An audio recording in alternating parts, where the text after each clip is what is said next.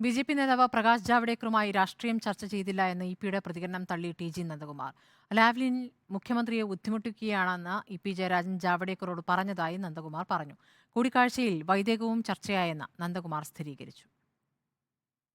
EP. ജയരാജനും Prakash ജാവ്ദേക്കറുമായി നടത്തിയ കൂടിക്കാഴ്ച സംബന്ധിച്ച് ജയരാജൻ പറഞ്ഞ കാര്യങ്ങളെ തള്ളുന്നതായിരുന്നു ടി.ജി. നന്ദകുമാറിന്റെ വെളിപ്പെടുത്തൽ. ആക്കുളത്തെ ഫ്ളാറ്റിൽ വെച്ച് ഇ.പി. ജയരാജനും പ്രകാശ് ജാവ്ദേക്കറും 10 മിനിറ്റോളം സംസാരിച്ചു. എന്നാൽ രാമനിലയത്തിൽ വെച്ച് ഇ.പി. ജയരാജൻ ജാവ്ദേക്കറെ കണ്ടിട്ടില്ല.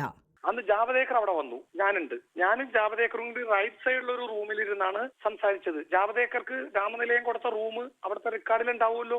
ഇ.പി. ജയരാജൻ താമസിച്ച റൂം ഏതാണെന്നും അവിടുത്തെ റെക്കോർഡിൽ ഉണ്ടാവുമല്ലോ, രഹസ്യം ഉണ്ടാവില്ലല്ലോ. കൂടിക്കാഴ്ചയിൽ SNC ലാവ്ലിൻ കേസിൽ മുഖ്യമന്ത്രിയെ ടാർഗറ്റ് ചെയ്യുന്നുവെന്ന് ഇ.പി. പറഞ്ഞപ്പോൾ തൃശൂർ സീറ്റിൽ ധാരണയിലെത്തിയാൽ കേസ് ഒഴിവാക്കാമെന്ന് ജാവ്ദേക്കർ പറഞ്ഞുവെന്ന് ടി.ജി. നന്ദകുമാർ റിപ്പോർട്ടറിനോട് പറഞ്ഞു. ഇ.പി. പറഞ്ഞ് നിങ്ങൾ ഞങ്ങളെ ടോർച്ചർ ചെയ്യാണ്, ഞങ്ങളുടെ മുഖ്യമന്ത്രിക്കെതിരെയുള്ള SNC ലാവ്ലിൻ നിരന്തരം ഞങ്ങൾ ബുദ്ധിമുട്ടിക്കുന്നു. അപ്പൊ ആ ഇഷ്യൂസ് ഒക്കെ നിങ്ങൾ ടൈറ്റ് ചെയ്യണം, നിങ്ങൾ അതൊക്കെ ഒന്ന് ക്രമപ്പെടുത്ത്, എന്നിട്ട് നമുക്ക് ക്രമപ്പെടുത്തുന്നുള്ള ലിമിറ്റ് പറഞ്ഞ് അദ്ദേഹം പറഞ്ഞു എനിക്ക് പോവാൻ സമയമോ എന്ന് പറഞ്ഞ് അദ്ദേഹം ഇറങ്ങി. ശോഭാ സുരേന്ദ്രൻ ഇ.പിക്കെതിരെ പറഞ്ഞത് അത്രയും നുണയാണെന്നും കെ സുധാകരനുമായി ചേർന്ന് ഗൂഢാലോചന നടത്തുകയാണെന്നും നന്ദകുമാർ കുറ്റപ്പെടുത്തി.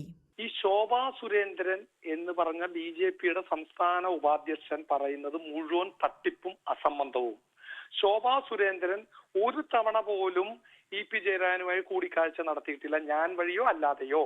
ശോഭാ സുരേന്ദ്രൻ എങ്ങനെയോ മണത്തറിഞ്ഞ് അവിടെ വലിഞ്ഞു കയറി വന്ന് ഏതോ ഒരു റൂമിൽ കയറി പറ്റി ഞങ്ങളടുത്ത് കൂട്ടിമുട്ടാൻ ശ്രമിച്ചു, പക്ഷേ നടന്നില്ല.